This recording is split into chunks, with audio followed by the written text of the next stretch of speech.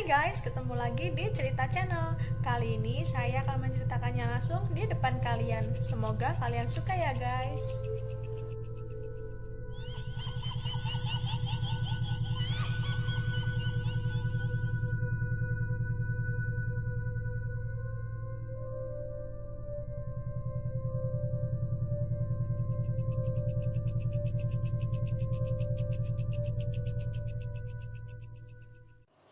Hai guys, welcome back to Cerita Channel.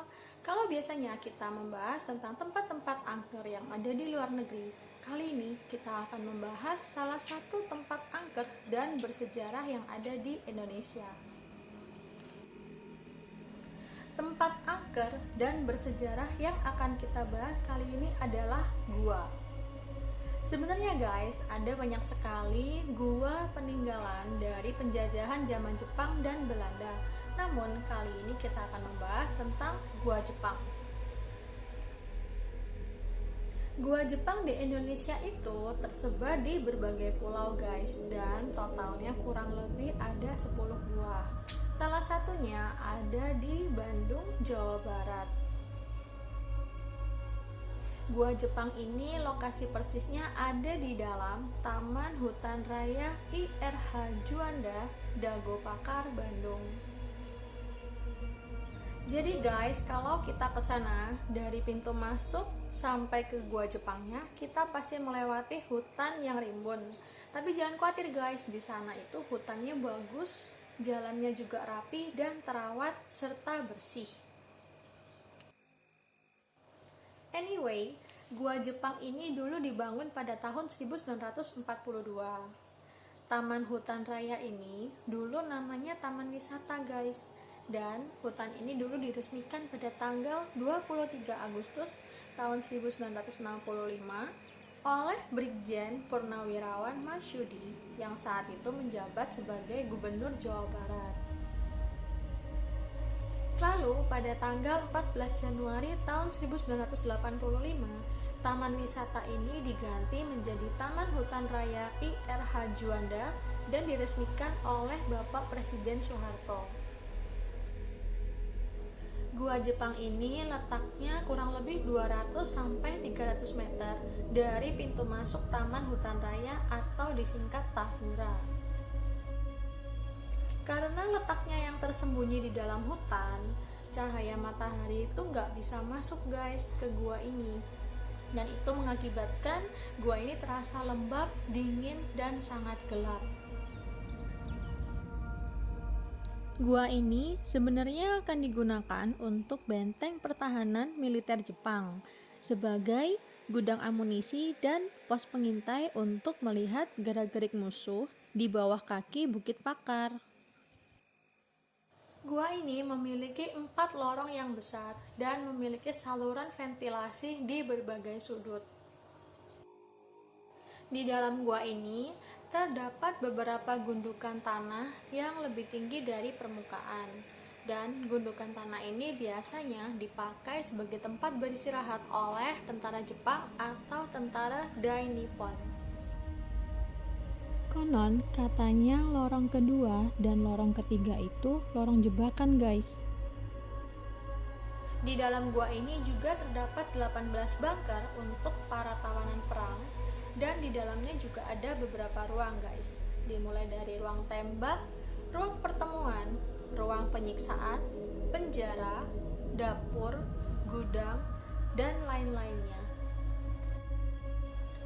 Sebelum keluar dari gua, ada lorong terakhir yang dulunya difungsikan sebagai tempat parkir dan tempat keluar masuknya kendaraan perang.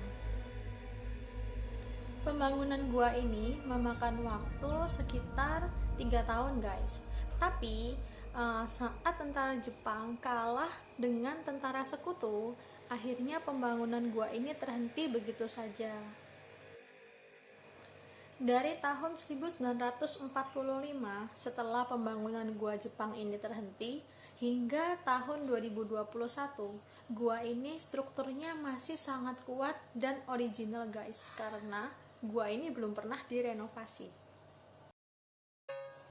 Namun, di balik kokohnya gua Jepang ini, ternyata ada berbagai macam kisah pilu dan menyedihkan, guys. Gua ini dulunya dibangun oleh para pekerja Romusa. Seperti yang kita tahu, guys, sistem Romusa itu adalah sistem kerja paksa yang sangat tidak manusiawi.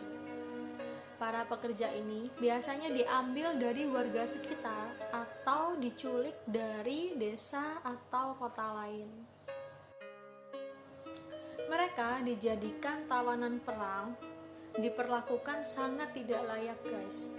Mereka dipaksa bekerja secara terus-menerus, kadang bahkan tidak diberi makan, sehingga mereka sakit dan meninggal karena kelaparan. Jika para pekerja Romusa ini melawan, mereka akan disiksa dan dibunuh secara kejam. Oleh karena itu, ada banyak sekali darah para pekerja Romusa yang tertinggal di gua tersebut. Dan akhirnya, energi yang ditimbulkan atau yang terasa dari gua Jepang ini adalah energi yang pilu dan menyedihkan, guys. Dan ini semua terekam secara otomatis oleh alam. Hal ini menyebabkan gua Jepang ini juga terasa sangat angker, guys. Suasana gua ini gelap, dingin, lembab, dan sangat menyeramkan, guys. Oleh karena itu, jika kalian ingin masuk ke sana, kalian harus menggunakan jasa guide agar tidak tersesat. Dan jangan lupa menggunakan senter. Di gua Jepang ini ada mitos kalau kita masuk ke sana kita tidak boleh mengucapkan kata. Nah, hal ini dipercaya karena kata tersebut berkaitan dengan salah satu tokoh masyarakat yang bernama seperti biasa, aku tidak menyebutkan ya, guys, karena ya untuk menghindari hal-hal yang tidak diinginkan. Dulu, tiap ada kapal Portugis datang, guys, akan dilakukan barter. Jadi, pihak Sunda akan memberikan sebagai ganti untuk pihak Portugis, karena pihak Portugis memberikan barang-barang kebutuhan yang diperlukan oleh pihak Sunda. Nah, kata ini itu sangat berkaitan dengan tokoh masyarakat tadi, guys. Oleh karena itu, untuk menghargai lebih baik jangan diucapkan sama sekali. Karena ada banyak juga pengalaman mistis. Jika kalian mengucapkan kata itu, kalian bisa mengalami seperti penampakan atau diserang oleh hal-hal yang berbau gaib. Dan ada baiknya, guys, jika kita memasuki gua Jepang, sebaiknya kita menjaga perilaku dan tutur kata. Jangan bersikap seenaknya sendiri dan bersikap menantang. Karena, percaya atau tidak, satu tempat yang sudah lama tidak ditinggali itu biasanya ada penunggunya.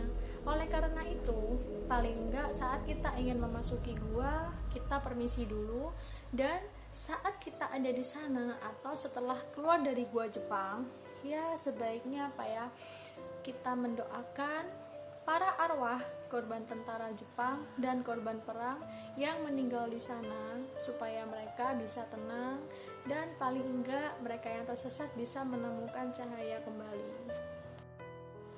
Oke, guys, sekian pembahasan tentang gua Jepang yang ada di Bandung, Jawa Barat. Jangan lupa ya, guys, subscribe, like, nyalain tanda loncengnya jadi kalian tahu ada video berikutnya dari Cerita Channel. Dan jangan lupa share ke teman-teman kalian juga. Stay healthy, guys, and bye-bye.